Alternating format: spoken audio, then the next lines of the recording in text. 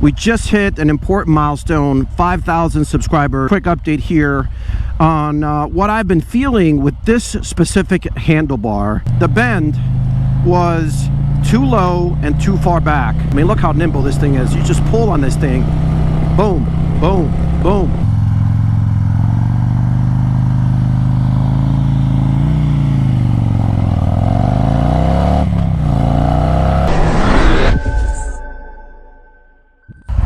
All right, everybody, welcome back to the channel. Fly and Ride here. I wanted to come in here and say thank you to everyone that has subscribed to the channel. We just hit an important milestone, 5,000 subscribers, and I wanted to come here and say thank you to all of you that have subscribed. Thank you for watching. I know you have a lot of choices of really awesome channels, many of which I follow as well, and it means a lot to me that one, you've subscribed, and two, you spend your valuable time when you can watching some of these videos that we put out for your viewing pleasure. So I wanted to come in and just say thank you. May 6th, 2024, I started the channel just under 2 years ago, or about 2 years ago. And can't thank you enough again for all of the support. Of course, this is one of many milestones that I hope to achieve. I want the channel to continue to grow. We do minimum of one video a week. I've been producing one video a week for the last 2 years. There's over, I want to say, 300 videos in the library, again, for your viewing pleasure. So if you're watching this and you're not subscribed, please consider subscribing. Would love to have you as the channel continues to grow. The channel originally featured this 2020 Street Glide CVO Gold Sandstorm, and I've added 2 additional bikes to the garage. The 2022 BMW R1250 GS called Airwolf, and recent addition is the 2024 Ducati Pikes Peak. I've got a name for that bike.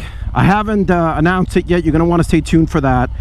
But we feature cinematic drone footage, destination rides, group rides, testing out all these different bikes, all here on the channel. So do me a favor, if you haven't subscribed already, go ahead and hit that subscribe. Would love to have you as the channel continues to grow.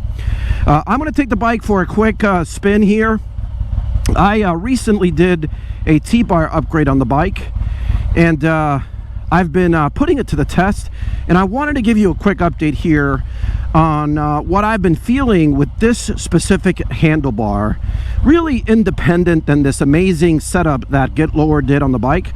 So let's go off for a quick spin and let's talk about that.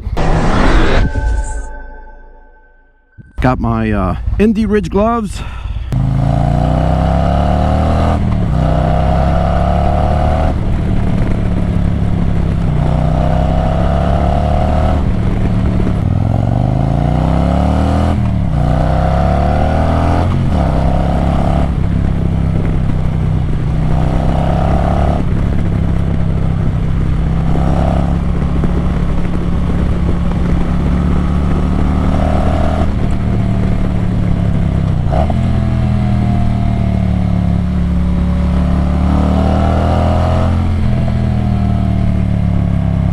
So I think I finally got this dialed in.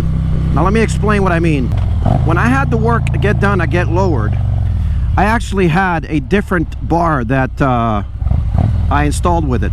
And that bar, in my opinion, based on how I like to ride, the bend was too low and too far back. So you see how my arms are? Hopefully you can see here. I mean, this is the way I like to be positioned here in the handlebars. And I've been playing with the position of the handlebars because it just wasn't feeling right. Now, look, when you switch from regular handlebars to T-bars, it takes some getting used to. But I just couldn't find the sweet spot in terms of comfort and overall feel, particularly because, I don't know if you can tell, see how my wrist is angling inside a bit?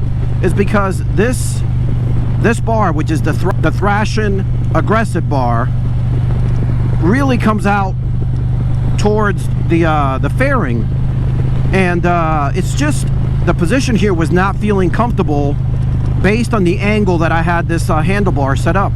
So I've been playing around with it and just testing it, and I've been talking about it on the Instagram account at FLY&RIDE15. If you haven't checked that out, make sure you go give me a follow there.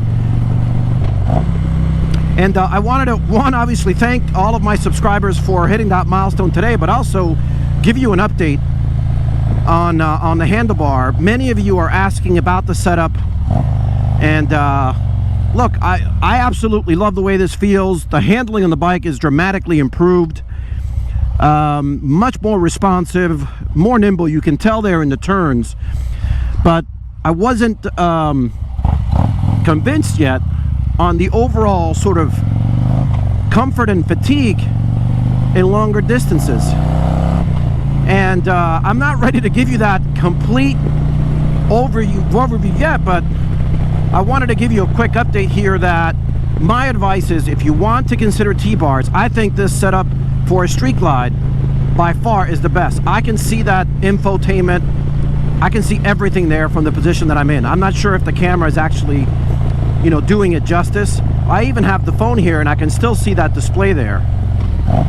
Of course, the look and the job that Get Lower did here was phenomenal.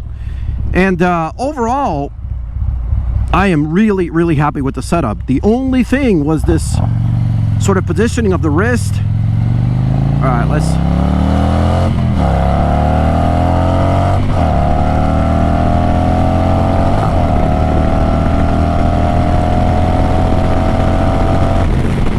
Man, that chrome works just sounds amazing.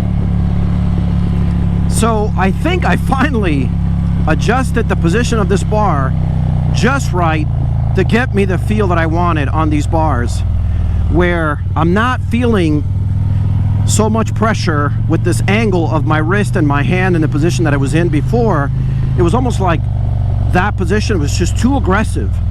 And yeah, the bike handled well, but after riding it for an extended period of time, you start to feel it, and you start to feel fatigue, which of course is not why I have this bike. I want the best of both worlds, and I think I finally tweaked it just enough. Man, I've been playing around with this. I think I must have changed it at least 10 times. And I think I finally got that right balance. I mean, look how nimble this thing is. You just pull on this thing. Boom, boom, boom.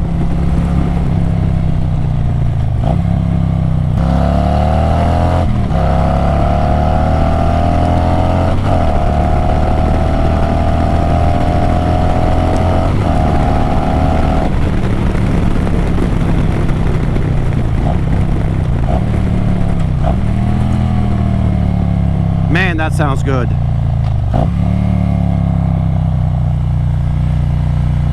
All right, let me give you a nice little U-turn here.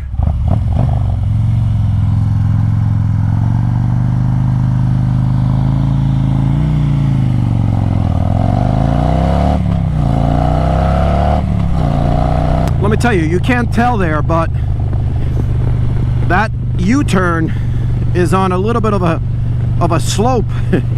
And you got to be careful. If you're not doing it right, you're not giving it enough throttle and enough brake and clutch, that bike can easily come over. But of course, I have been schooled by the best.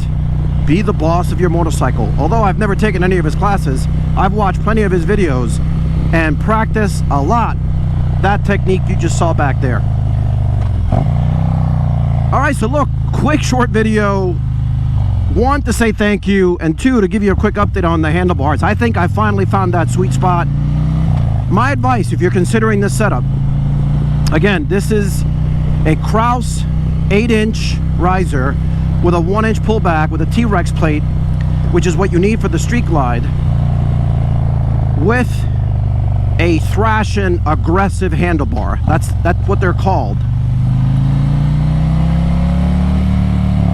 But before you go with this specific setup, just know you're going to have to play around with the positioning on the handlebar for a bit. I will come back and give you a long-term review in the future video when I put a lot more miles into it. But right now, it feels just right. And just know that if you do get it, you just have to play around with it. Or you might consider another bar that's not as aggressive, where it comes back towards me a little bit, and this angle is not as much. But look, right there, it feels and looks just right. All right, so look, that's gonna do it for this video. Appreciate you watching. Thank you for the support. 5,000, huge milestone. On our way to 10,000. Please consider subscribing if you haven't already. Thanks for watching. See you on the next one.